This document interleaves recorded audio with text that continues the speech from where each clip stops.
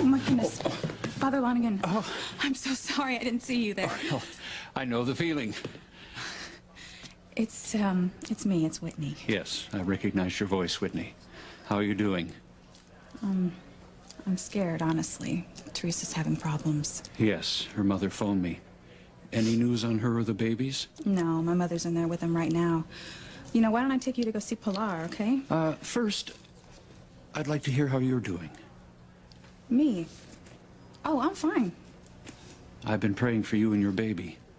You made the right decision not to terminate the pregnancy. Okay, if you could just keep it down a little bit. I don't want everybody to know that I'm pregnant, okay? Well, you told Chad, didn't you? Surely you must have told him. No. And I'm not going to tell him either. I mean, it's too shameful, Father. How could I possibly tell him? He's my brother. You had no idea you were related when the two of you were intimate. That's not a sin. Yeah, well, no offense, Father, but what difference does that make? It's still unspeakable. No, I'm sorry. I'm not going to tell Chad, not ever. I don't understand.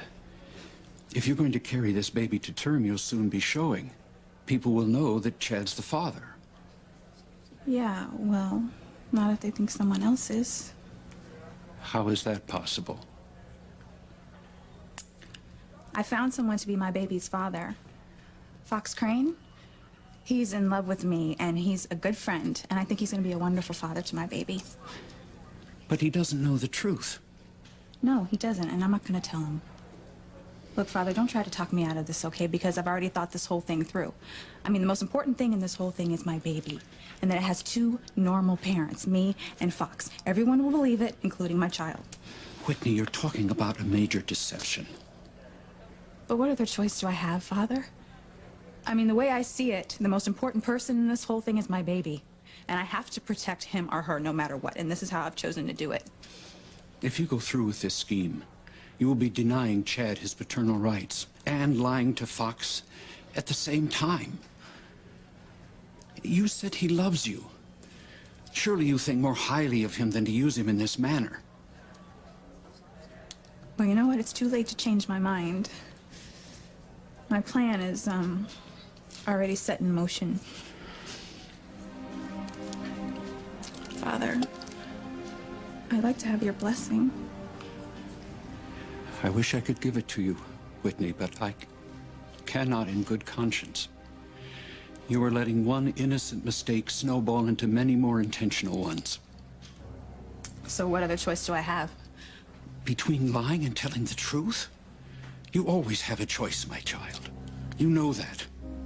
But if people know who my baby's real father is, they're never gonna let him forget it. I mean, come on, you know how cruel other children can be. That's no excuse. Forgive me, Father, but you don't know what it's like to be a mother. And I would do anything to protect my baby. Anything.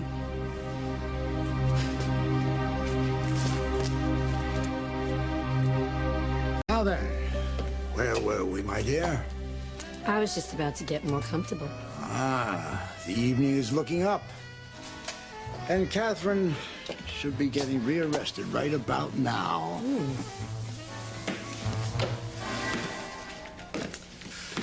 Sorry, Mr. Crane. Party pooper at 10 o'clock.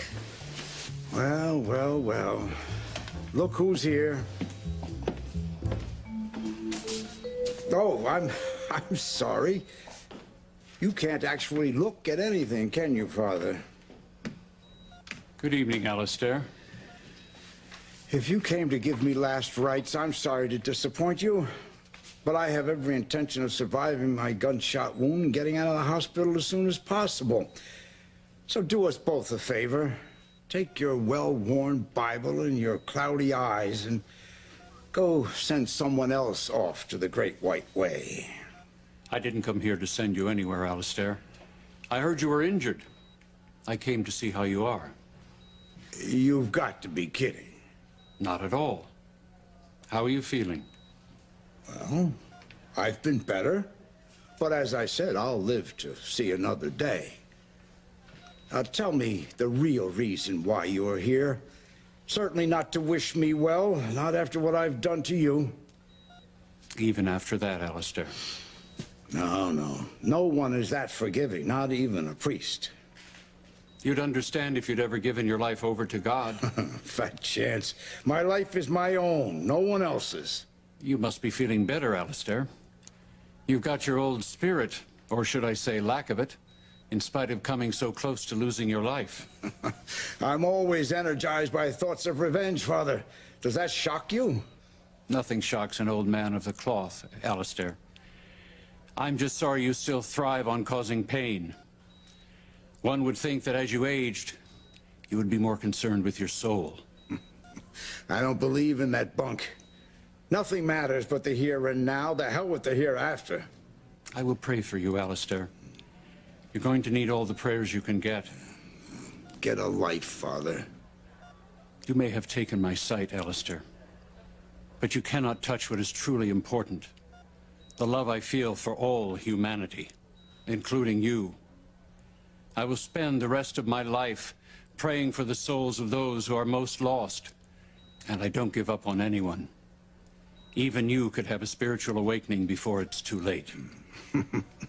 Well, don't hold your breath, Father. As a matter of fact, I'm finished with a particular plan that I'm working on.